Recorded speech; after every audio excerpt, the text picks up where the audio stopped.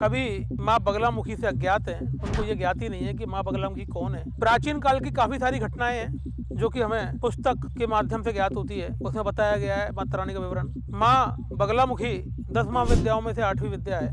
इनकी जो विशेष साधना होती है वो गुप्त नवरात्रों में होती है। माँ बगलामुखी जो हैं वो इतनी शक्तिशाली देवी है कि यदि उनकी कृपा किसी पर हो जाए तो इन तीनों लोगों पर ऐसा कोई नहीं है जो उनके भक्त का बाल भी बांका कर सके। माँ बगलामुखी में एक ऐसी देवी है जो सभी भक्तों पर कृपा करती है। ये लोगों की भ्रांति है कि अरे ये दुश्मनों का नाश करती है, फलाने ठिकाने, ऐसा कुछ नहीं है। हमने जो अपने जीवन काल में साधना करी है पूर्ण सात्विक रूप से करी है और माता रानी से जो मांगा है वो हमें मिला है। बहुत दयालु प्रवृत्ति की माँ है। मैं जब माता रानी की साधना करता था तो मेरे को काफी खट्टे मीठे अनुभव होते थे। किसी के विषय में कुछ भी बोल दिया वो सत्य हो जाया करता था। क्यों हो जाया करता था कि माँ बगलामुखी सबसे पहले वाक सिद्धि देती है कि उनका भक्त अपने मुंह से कुछ भी बोलेगा वो सत्य हो जाएगा। बगलामुखी मैया का वृतांत मैंने अपने जीवन में कई बार देखा है, अपनी आंखों से देखा है, खुली आंखों से देखा है। अब अपन बात करते हैं कि बगलामुखी मैया कौन है। प्राचीन काल की एक घटना है कि यहाँ एक बड़ा भयंकर राक्षस आया था। उस राक्षस ने तीनों लोगों में हाहाकार मचाया तो सारे देवी देवता चिंतित हो गए। तो भगवान विष्णु जब शिवजी भगवान के पास गए तो उन्होंने पूछा कि प्रभु इस संकट से मुक्ति कैसे मिलेगी। तो शिव भगवान ने कहा